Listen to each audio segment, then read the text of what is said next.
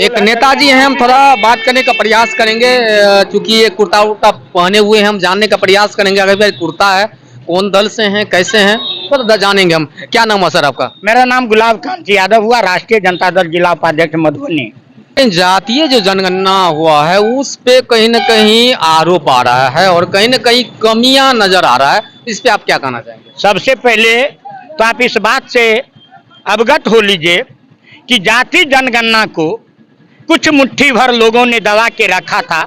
गरीब गुरबा, पिछड़ा, अति पिछड़ा, दलित और महादलित का जो हक था उससे हकमारी करने का काम कुछ मुट्ठी भर लोगों ने किया था, जिसको आज आप हमारे आदरणीय मास्टर साहब ने बताया है। मैं इनसे पूछना चाहता हूं कि जाति जनगणना से किनको लाभ मिलने वाला है। सबसे पहले जो समाज में अत्यंत वर्ग के लोग हैं, पिछड़े वर्ग के लोग हैं, दलित हैं, महादलित है, शोषित और पीड़ित है, उनकी हक को मारने का काम कुछ मुट्ठी भर लोगों ने किया था, उसे उजागर करने का काम किया है। जिसकी जितने साझेदारी उसको इतनी भागीदारी मिलने का प्रस्ताव लाया गया है। हमारे मास्टर साहब ने कहा है कि पहले सीट शेयरिंग तो करे। आप ध्यान रखिए, कुछ दिन पहले आपने देखा होगा कि प्रभावती देवी एक अनुसूचित जाति से आता है, जिसको पिछड़ा समाज का सदस्य बनाने का काम किया आदरणीय लालू प्रसाद यादव जी ने। आपको याद होगा रामेश्वर राय आपके ही जिला के बगल का था, अति पिछड़ा समाज से आता था, उसको विधान परिषद में भेजने का काम किया था। आपके ही जिला का प्रोफेसर रामदेव भंडारी जी को राज्यसभा भेजने का काम किया था, जो अति पिछड़ा समाज से आया था। आपके ही जिला का बाबू मंगनीलाल मंडल जी था, जो लोकसभा में चले गए, हमारे आदरणीय सामाजिक न्याय के महायोद्धा आदरणीय लालू प्रसाद यादव जी, और रिक्तियां हुई तो अति पिछड़ा समाज के आदरणीय मंगनीलाल मंडल जी को अपने सीट पर राज्यसभा भेजने का काम किया। आपको याद होगा प्रोफेसर जगदीश नारायण चौधरी को सिंबल देकर के आपको राजनगर से चुनाव जिताने का काम किया।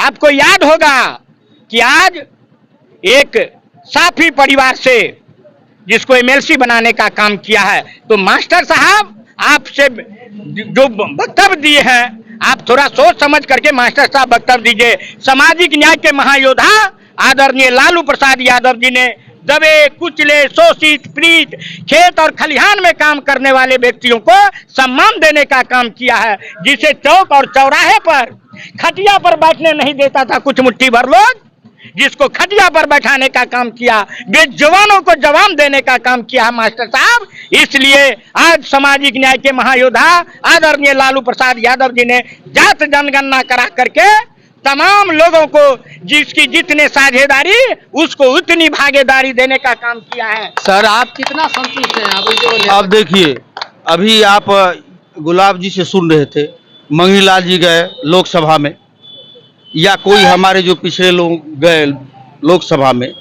उससे पहले क्या वो जातीय जनगणना के आधार पर गए थे? यहाँ तो हर जात का आदमी हर व्यक्ति को वोट देता है, चाहे वो पिछड़ा का हो, अति पिछड़ा का हो, नेता का गुण अच्छा होना चाहिए और हर व्यक्ति से वोट लेके वो जाते हैं, सबकी प्रतिनिधित्व करते हैं। हमारा जो यहाँ लोकल स्तर पर बात है उसमें हो सकता है सीट शेयरिंग या जाति वर्ग के आधार पर वहाँ नेताओं को खड़ा करे, लेकिन क्षेत्रीय स्तर पर जो जनता है वो सब समान बिल्कुल नेताजी, वो हर जाति को वोट देता है। अरे वो सब देखिए, हमारे जगनारायण जी ने जो बताया है मास्टर साहब, ये बेबुनियाद बात है, कहीं इसमें बुनियाद नहीं है। आप एक बात बताइए, कुछ मुट्ठी भर लोगों ने आरक्षण का, मास्टर साहब सुनिए, मास्टर साहब थोड़ा सा धैर्य रखिए। कुछ मुट्ठी भर लोगों ने आरक्षण का विरोध किया था। हमारे आदरणीय सामाजिक न्याय के महायोद्धा आदरणीय लालू प्रसाद यादव जी ने कहा कि आरक्षण सभी वर्ग और सभी तबके के लोगों को मिलना चाहिए, चाहे वो सवर्ण हो, चाहे पिछड़ा हो, चाहे दलित हो, चाहे महादलित हो, चाहे अत्यंत पिछड़ा हो। उन्होंने ये नहीं कहा था कि सवर्ण को आरक्षण नहीं मिलना चाहिए, जात विशेष पर आरक्षण मिलना चाहिए। हर जात में गरीब है, हर जात में शोषित है, पीड़ित है, वंचित है, सब लोगों को आरक्षण मिलना चाहिए। आदरणीय हमारे लालू प्रसाद यादव सामाजिक न्याय के योद्धा। इससे पहले जातीय जनगणना से पहले 27% आरक्षण किसको थी? उसी पिछड़े वर्ग ने दिया था।